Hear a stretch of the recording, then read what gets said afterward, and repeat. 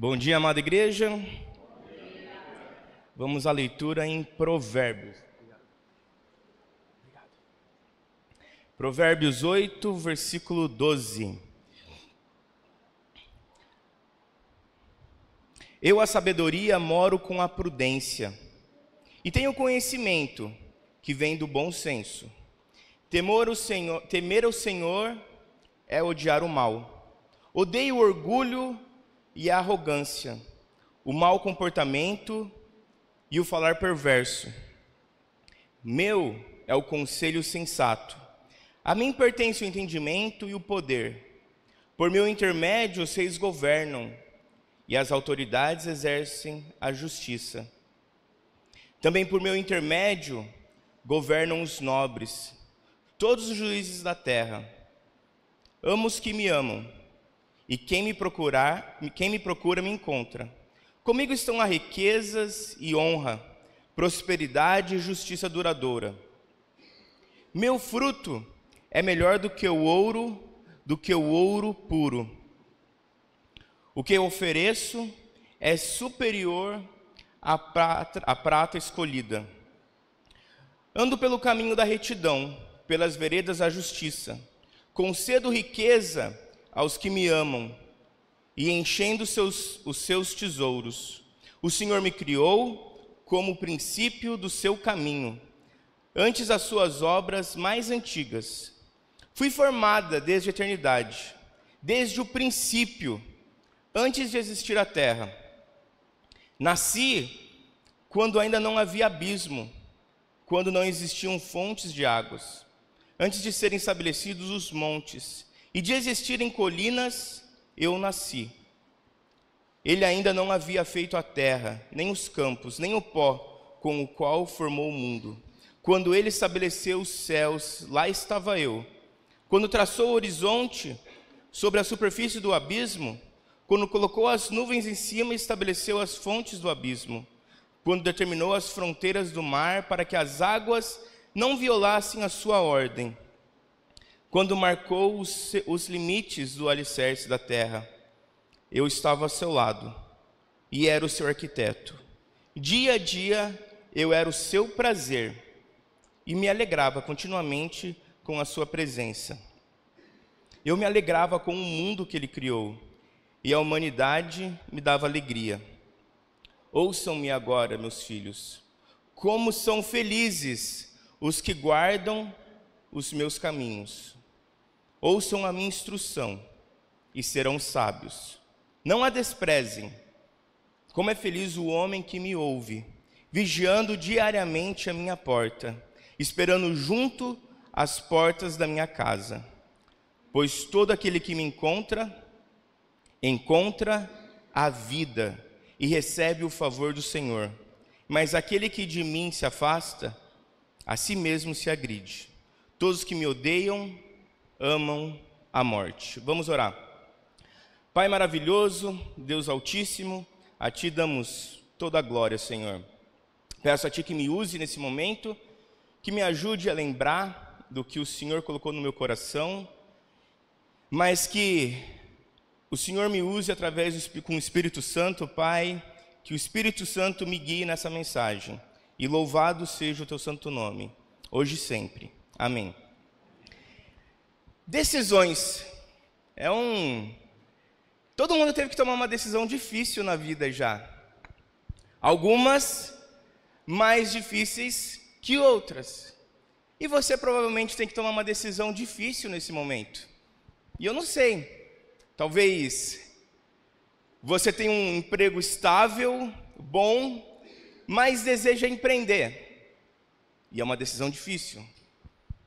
Quem está prestando o vestibular quer escolher um curso para se formar. E tem gente que acha muito difícil isso. Tem gente que acha que vai da medicina à arquitetura. Ou talvez fisioterapia. Devo congregar aqui ou ir para uma denominação? Seguir as tradições religiosas da minha família ou seguir o que a Bíblia diz? Decisões, por vezes, não é fácil. São mais difíceis. principalmente quando o impacto dessa decisão leva por toda uma vida, ou quando afeta outras pessoas. Algumas decisões são mais difíceis do que outras. E quando você tem uma decisão a tomar, como que você escolhe? Como que você decide? Você segue a razão ou a emoção? Quem são as pessoas que você escuta, que te aconselha, que te instrui? Como que você toma essas decisões? Para mim, a decisão mais difícil para eu tomar, Renato, é quando eu não sei o que fazer. Quando eu estou no escuro e eu não consigo ver as coisas com clareza. Quando a Bíblia diz sim ou não, para mim fica mais fácil, porque eu sei o que é para fazer. Pode não ser fácil tomar aquela atitude, mas eu sei o que tem que fazer. Mas quando as coisas não estão claras, para mim é extremamente difícil. E eu preciso de bons conselhos. E você está passando por um momento assim de tomar decisões importantes na sua vida? E quem que você vai ouvir? Quem será o seu conselheiro? Hoje eu gostaria de falar de duas pessoas, 2:6, que tomaram duas atitudes: Salomão e Roboão. Um utilizou a sabedoria para guiá-lo, o outro, a ausência da sabedoria. Então, abram as suas Bíblias comigo em 1 Reis, capítulo 3, versículo 5 ao 15. 1 Reis,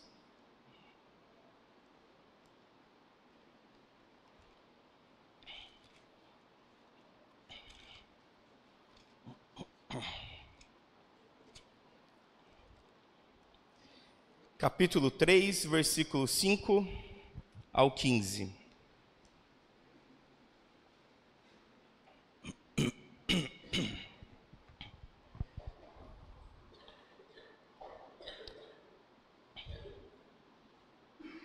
Em Gibeon, o Senhor apareceu a Salomão, num sonho à noite. Ele disse: peça-me o que quiser, e eu lhe darei.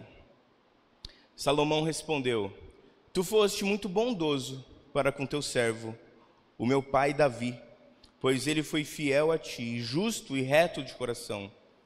Tu mantiveste grande bondade para com ele, e lhe deste um filho, que hoje se assenta no seu trono. Agora, Senhor, meu Deus, fizeste o teu servo reinar em lugar do meu pai Davi, mas eu não passo de um jovem, e não sei o que fazer.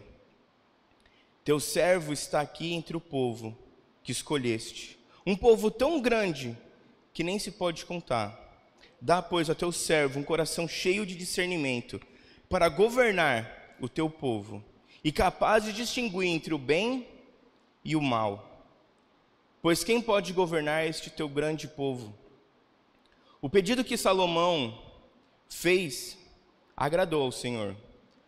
Por isso Deus lhe disse: já que você pediu isso, e não uma vida longa nem riqueza, nem pediu a morte dos seus inimigos, mas discernimento para ministrar a justiça, farei o que você pediu.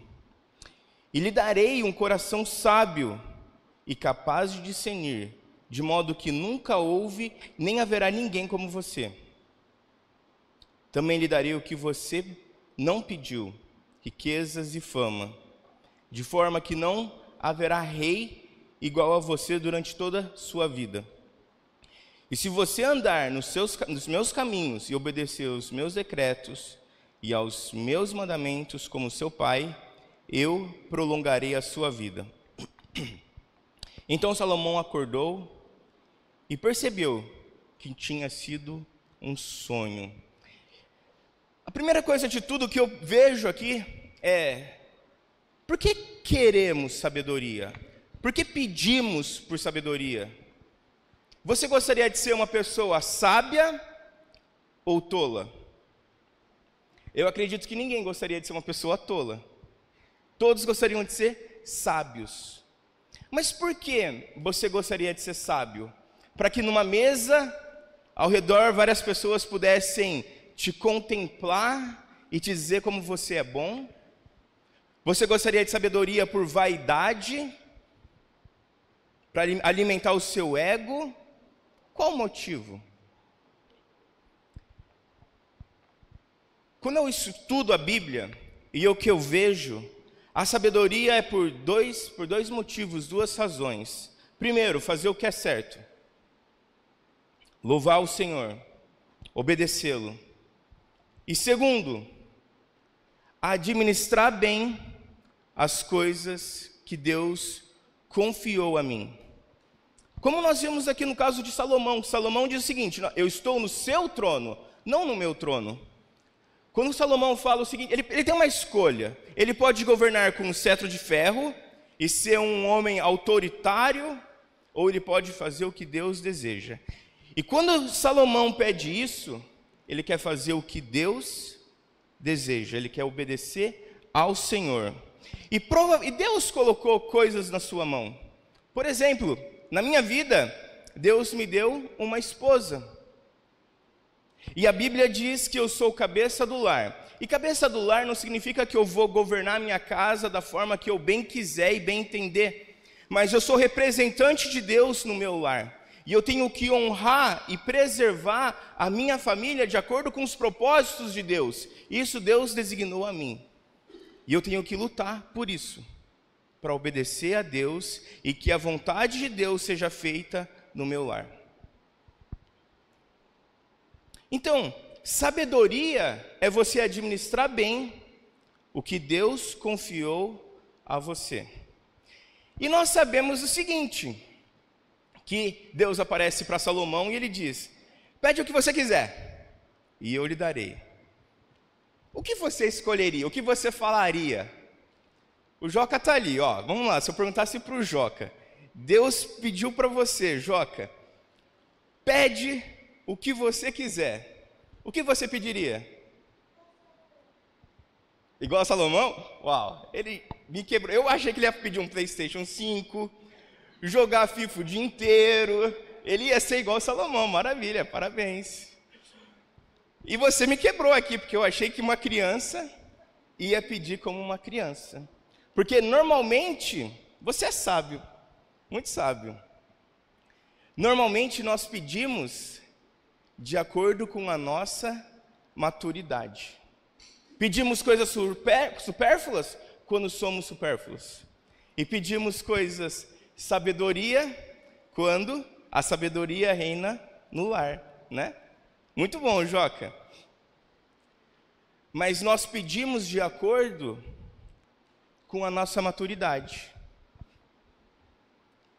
Maturidade não tem a ver com idade, né? Acabamos de ver aqui, ó. Que sabedoria, que sábio. O que você pediria a Deus? Talvez um jovem solteiro pediria uma namorada, um casamento. E está sendo sábio, porque eu sou muito abençoado com a minha esposa. Outro dia, tinha uma época ali que eu não estava lendo a Bíblia com frequência. E de repente, deu uma sede de começar a ler a Bíblia. E eu perguntei assim, achei estranho, né, do nada. Eu falei, você está orando por mim, pela minha vida espiritual? Ela falou, tô. Eu falei, olha, porque eu estava extremamente ausente da palavra. E de repente, aquele fervor, aquela sede da palavra brotou novamente no meu coração. E eu falei assim, tem alguma coisa diferente aí. E a minha esposa estava orando por mim. Então, o que você pediria nesse momento? Salomão pediu sabedoria. Existe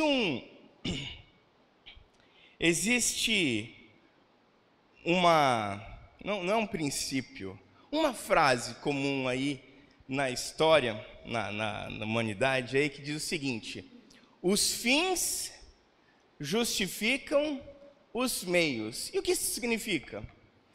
Que eu posso começar mal, eu posso na jornada errar propositadamente, se o meu objetivo final for nobre. O que será que a Bíblia fala sobre isso? A Bíblia diz que pecado é pecado. Que Deus, ele é o mesmo ontem, hoje e sempre, que ele não muda. Pecado é pecado, e que isso não significa nada. E eu vejo também que a minha vida espiritual é como uma equação de matemática. Quem é bom de matemática aqui? Vamos lá. Imagina o seguinte: você está fazendo uma prova e você precisa colocar o resultado lá. Então está escrito ali: 2 mais 2 vezes 3. Quanto que dá? 2 mais 2 vezes 3. Ó, estou ouvindo 8, 12. Qual que é o certo? Ó, pensa bem. 2 mais 2 vezes 3. Olha só. Tem dois grupos falando dois resultados diferentes. Só que a matemática, ela só tem um resultado. Algum grupo está errado. Tem gente que fala que é 12 e tem gente que fala que é 8. E se eu falar para a pessoa que está errado, eu falo assim: ó, você está errado. Ela fala assim: rapaz, tô não.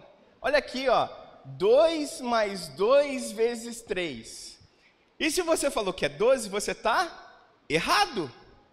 E você vai recalcular. Ué, 2 mais 2, 4, vezes 3, 12. Onde que está errado nisso, Renato? O que você não sabe é o seguinte: que a matemática tem um princípio. E você, nesse princípio, você precisa começar bem. Porque nós temos dois resultados, temos resultados diferentes, mas temos princípios diferentes. No princípio da matemática, nós começamos pela multiplicação. 3 vezes 2, 6, mais 2, 8. E você jurava que era 12, e está errado. Muitas vezes na nossa vida, nós achamos que estamos certos, mas estamos errados, porque nós não seguimos o princípio daquilo. Na nossa vida espiritual, você pode fazer o que você quiser, e você vai ter um resultado. Não significa que esse resultado está correto. Comece bem. Faça o que é certo aos olhos de Deus. Se você tem uma decisão para tomar hoje, escolha o que Deus fala para você fazer. Depois que eu falo isso para você, que nós temos que começar pela multiplicação, você vai começar pela multiplicação. E se você falar que não, eu vou começar fazendo 2 mais 2, e depois eu coloco vezes 3. Algumas pessoas dizem o seguinte, que uma pessoa que faz isso é cabeçudo. E na Bíblia, diz que essa pessoa é tola. Você é tolo ou você é sábio? Se apresentamos diante de você a palavra de Deus, e você sabe o que é certo e o que é errado, você faz o que é certo ou o que é errado? A Bíblia diz o seguinte, vamos lá em Tiago capítulo 1. Tiago, capítulo 1, versículo 5. Vou seguir por aqui. Se algum de vocês tem falta de sabedoria, peça a Deus, que todos dá generosamente, sem desprezar ninguém, e lhe será concedida.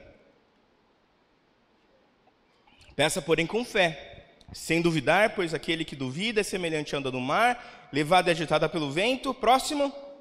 Portanto, não pense que tal pessoa receberá coisa alguma, do Senhor, uma vez que tem a mente dividida, é instável em tudo o que faz. Sabedoria nós pedimos e Deus nos dá livremente. Agora, outra passagem que eu quero ler com vocês é em Provérbios capítulo 9, versículo 1 ao 12. Vou acompanhar por aqui. Duas formas que a sabedoria se apresenta a você.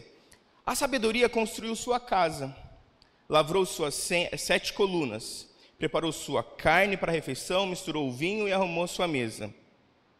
Enviou suas servas e clamará desde o ponto mais alto da cidade. Venham todos os ingênuos. Aos que não têm juízo, ela diz: venham comer minha comida e beber o vinho que misturei. Deixem a ingenuidade e vocês terão vida. Andem pelo caminho do entendimento. Quem corrige o zombador traz sobre si o insulto. Quem repreende o ímpio mancha o próprio nome. Não repreenda o zombador, caso contrário ele odiará. Repreenda o sábio e ele o amará. Instrua o sábio e ele será ainda mais sábio.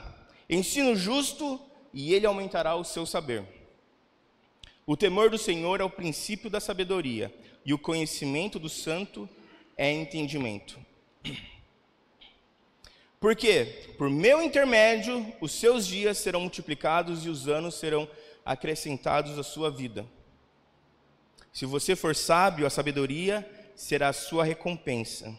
Se for zombador, sofrerá as consequências sozinho. A Bíblia aqui, essa passagem, ele está falando sobre a sabedoria. E como nós vimos em Tiago, Deus nos dá sabedoria livremente, com grande agrado, e Ele chama a todos, os inexperientes, as pessoas que não são tão sabidas, os sábios.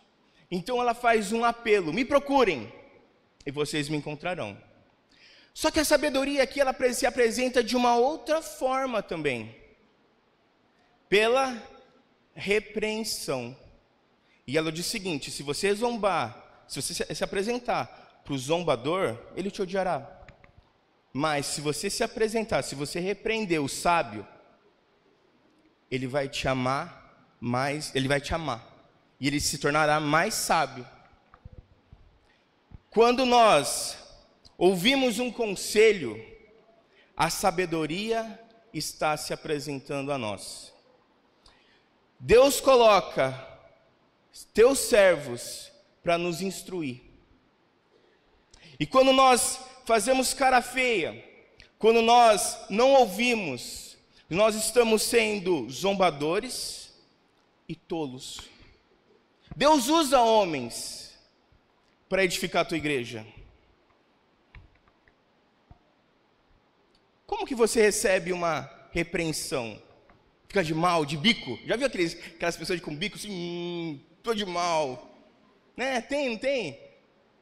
Cruza o braço, fica assim, não falo mais com essa pessoa. Vou me afastar da igreja. E às vezes a pessoa ouviu uma coisa que não queria e vai procurar uma denominação. Só que para mim, a nossa vida espiritual é como uma equação de matemática. Por exemplo, né, ela vai numa denominação onde ali é permitido, ali eu posso. Só que vamos supor, quanto que é 1 mais 1? 2, certo? E na China, quanto que é 1 mais 1? Também é 2. E na França? 2. Em Israel? Todo lugar que nós formos é 2. E o pecado? O pecado aqui é diferente lá na China? E na França? Pecado é pecado. Talvez um pastor, um líder religioso pode dizer que aqui você pode. Aqui você pode fazer isso. Não tem nada de mal. Mas pecado é pecado. Não é porque ele diz que pode, porque pode. É um princípio. Pecado é pecado. Deus se diz, Ele é o mesmo ontem, hoje e sempre. E uma coisa que Ele odeia é o pecado. Então não adianta eu querer escolher uma denominação porque alguém me repreendeu e que está tudo bem. Você, na verdade, está sendo tolo.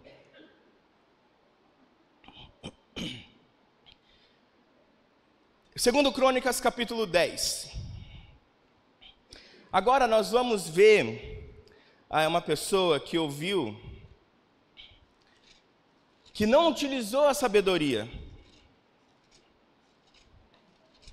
Eu poderia ter feito diferente, né? Poderia ter começado com o ruim, terminar com o bom, né? A pessoa que faz a escolha certa. Mas foi assim, então vamos continuar, né? Versículo...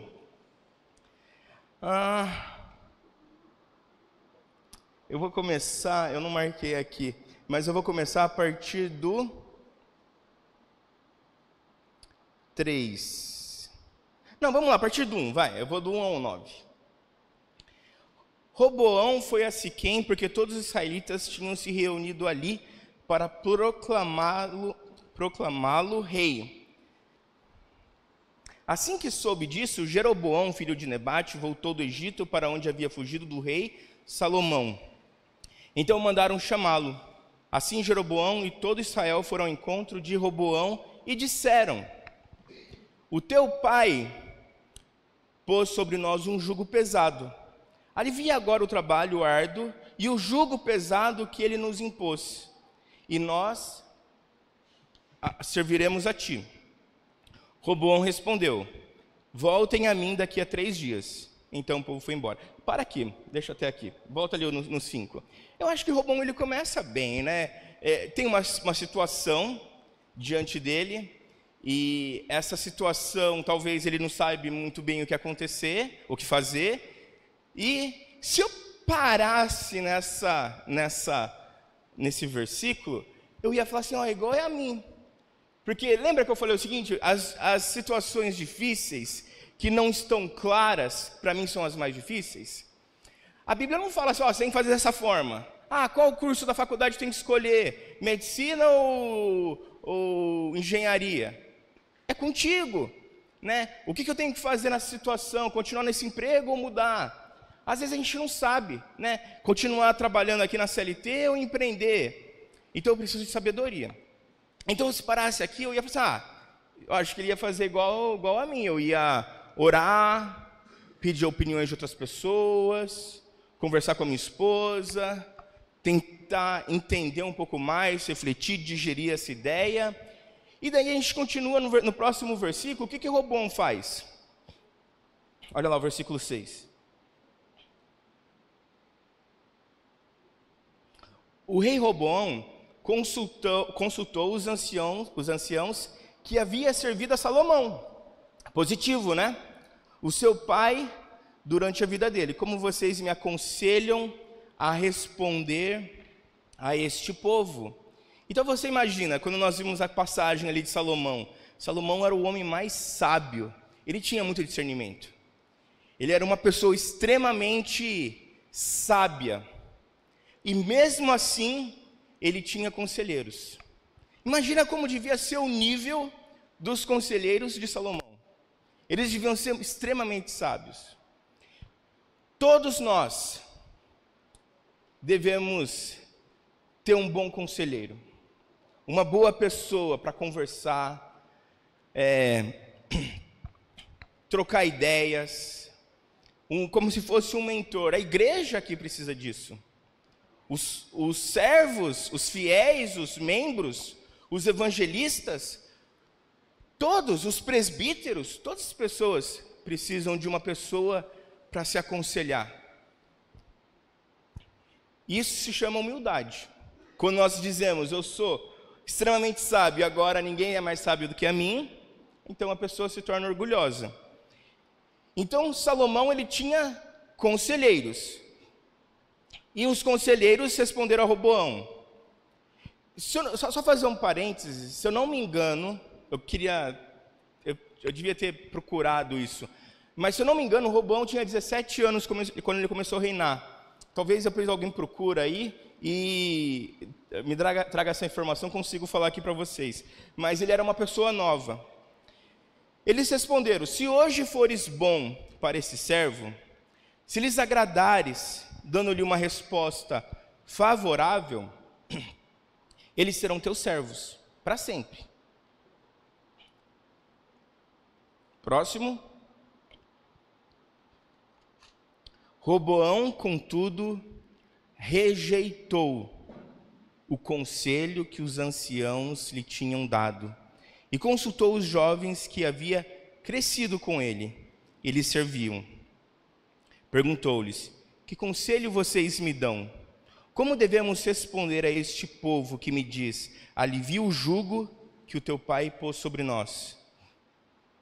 Os jovens que haviam crescido com ele responderam: a este povo que te disse: o teu pai pôs sobre nós um jugo pesado, torna-o mais leve, diz: o meu dedo mínimo é mais grosso do que a cintura do meu pai. Pois bem, o meu pai impôs a vocês um jugo pesado, eu o tornarei ainda mais pesado. O meu pai os castigou com chicotes, eu os castigarei com escorpiões.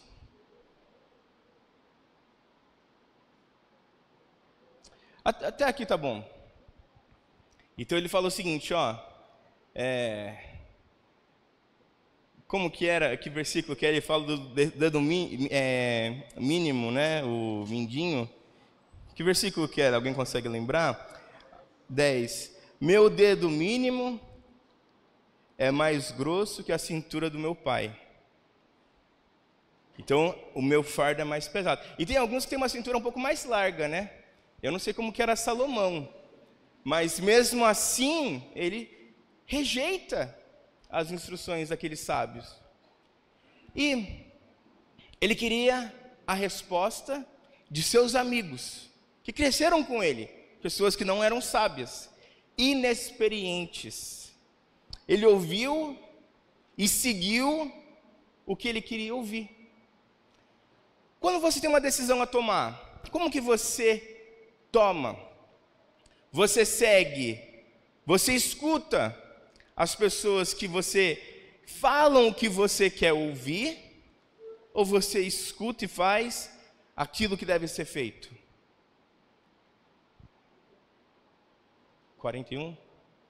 Então Roboão tinha 41, então eu vi errado ali.